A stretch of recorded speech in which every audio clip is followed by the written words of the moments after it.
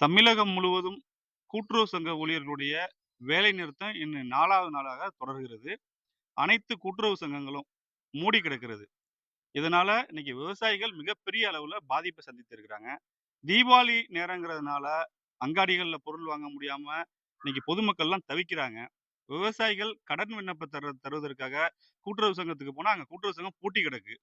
ஏற்கனவே புதிய விவசாயிகளுக்கு கடன் தர முடியாம அந்த விவசாயிகள்லாம் தெருவோரமா நிக்கிறாங்க. இன்னைக்கு இந்த விவசாயிகளும் கடன் பெற முடியல. ஏற்கனவே குடுத்த விண்ணப்பத்திற்கு இதுவரைக்கும் பணம் கிடைக்கல. இன்னைக்கு உரம் எடுக்க முடியல, டிஏபி எடுக்க முடியல. இந்த தமிழக அரசு பேச்சுவார்த்தைங்கிற முறையில கண்டும் காணாம அந்த போராட்டத்தில் இருக்கிறது விவசாயிகளுக்கு மிகப்பெரிய ஒரு பாதிப்பை ஏற்படுத்தியிருக்கிறது. இதே நிலை தொடர்ந்தது என்றால், இன்னைக்கு விவசாயிகள்லாம் வேற வழி இல்லாம தனியார்கிட்ட போயி பல மடங்கு விலை குடுத்து இந்த பொருட்கள்லாம் உரத்த, டிஏபி எல்லாம் வாங்க வேண்டிய ஒரு நிலைக்கு தள்ளப்பட்டிருக்காங்க. பணம் இல்லாதனால விவசாய பணிகளை, சம்பா சாகுபடி பணிகளை தொடர முடியல. வேற வழி இல்லாம அவங்க செய்வது அறியாது திகைத்து போய் நிக்கிறாங்க. இப்ப கடன் வாங்குறதுக்கு விண்ணப்பத்த குடுக்க போனா, அங்க சொசைட்டி தொறந்திருந்தா தானே குடுக்க முடியும்.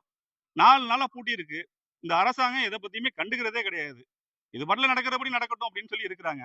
உடனடியாக தமிழக அரசு இந்த போராட்டத்துக்குடைய நியாயமான கோரிக்கைகளை பரிசீலித்து, அவர்களை பேச்சுவார்த்தைக்கு அழைத்து, உடனடியாக அந்த போராட்டத்தை முடிவுக்கு கொண்டு வர வேண்டும். அப்படின்னா விவசாயிகள் வந்து சம்பா சாகுபடி பண்ணி தொடரலாம்.